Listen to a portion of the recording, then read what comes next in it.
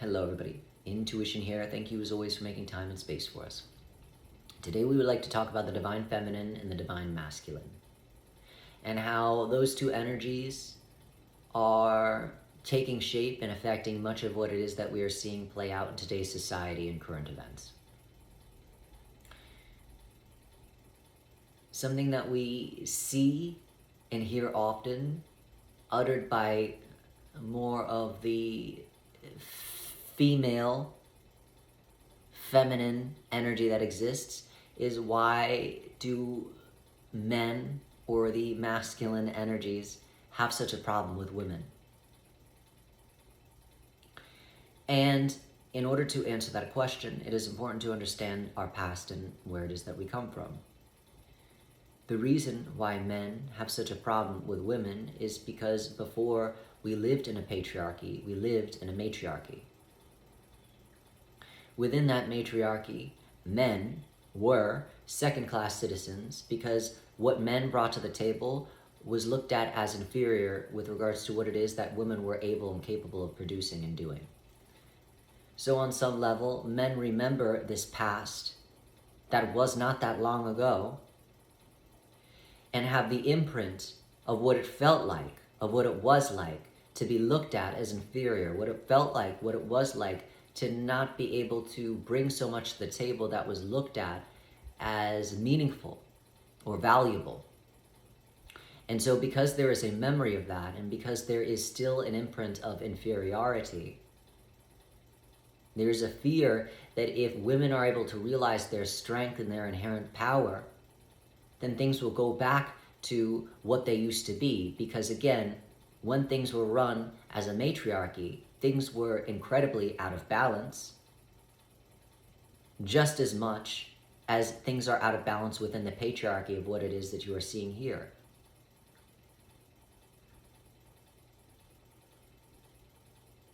And so why men have such a problem with women is, again, coming from the imprint of what used to be not so long ago before recorded history, his story. Because before we were recording his story, we were in her story. And within her story, we didn't really need to record it because there was inherent wisdom in her story. That is more of a divine feminine quality to not use such rigid, procedural, intellectualized, and structured ideas as recording in written language. That is more of a divine masculine precipice and understanding. So before recorded history, which is the start of the divine masculine and the patriarchy, the way that the divine feminine would do things was more using wisdom, was more using stories to carry down the wisdom, to carry down the knowing of all that was. There wasn't a need to write things down. That is, again, more of a masculinized energy. Back when things were a matriarchy, women are in touch with, again, the divine feminine energy. The divine feminine energy imbues certain mysticism and magic that allows for women to synthesize and understand things on a more etheric level and understanding than men are able to, than the divine masculine is able to.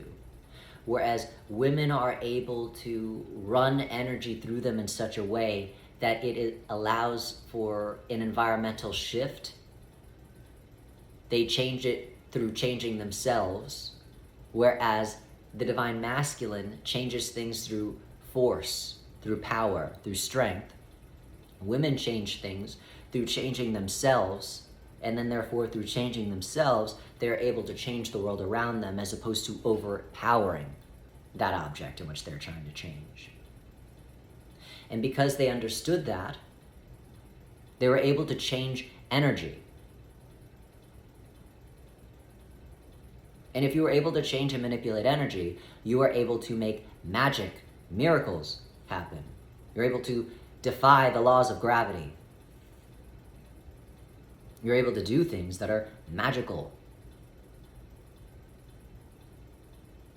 And so in women being able to get in touch with those things, and we're not saying all women, but many women within the matriarchy were able to project miracles, to work miracles, comparative to men who are strong using brute force. It appeared as though there was an inferiority between those two things. Why do I need a man to lift something when I could literally make it levitate?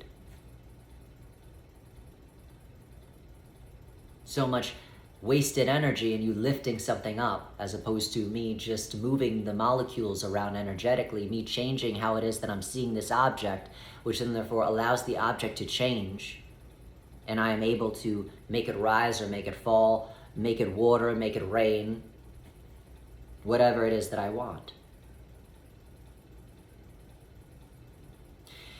And so during that time, men were looked at as second-class citizens because their value was inherently less than what it is a woman could really do and produce.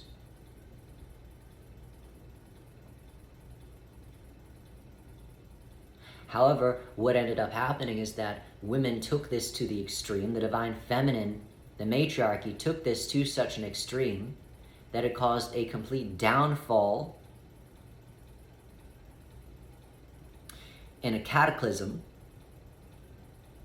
within the natural world that then therefore created a shift in consciousness that then pushed the matriarchy into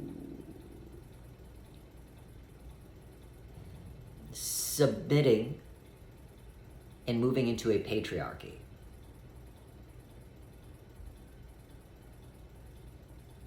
Submitting in the sense of realizing that they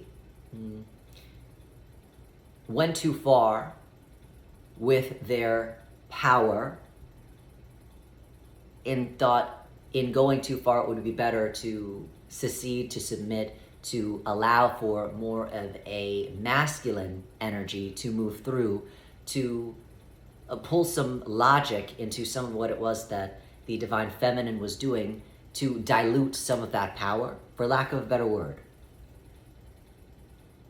And so, in doing so, that started to shift the dynamics from a matriarchy to a patriarchy, and through time,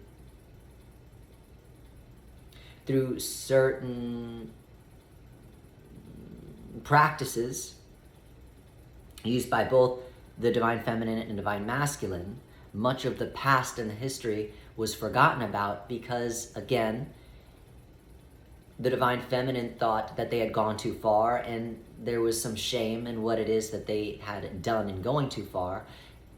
And for the divine masculine, they wanted the women on some level to forget some of that power so that their value could finally be seen and heard. However, as time progressed, the divine masculine slipped more into the hyper-negative continuum of understanding the self, just as it had done in the divine feminine in the matriarchy, which is now causing cataclysmic events happening here on this planet in a completely different way than how they were happening when we lived in a divine matriarchy, the divine feminine. And so why men have such a problem with women is because, again, on some level, there's a remembrance of our past and what it is that women had done to men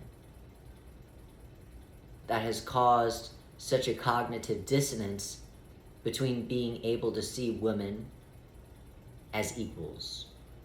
Because there is so much anger and rage with regards to the cataclysm that they caused on their watch, as well as the level of inferiority that the matriarchy made them feel because they weren't able to produce things that were as valuable as what it was that the women were able to do. And so, just a little food for thought. This is how we understand and remember, so to speak, our past. And of course, there are many things that happen in between. This is a very vague and quick run through of why men have such a problem with women and really why women have such a problem with men. However, just a little food for thought to get you thinking about how history repeats itself on some level, going into the hyper-negative or the hyper-positive, but as well as re-remembering the strength that we all have, whether you are in the masculine or feminine, and how to embody that in a more balanced way so that we all are able to have equity and equality in where it is that we are in society, as opposed to going out of balance either way in the masculine or the feminine. As always, we are full of gratitude for you making time and space for us, and we wish you well.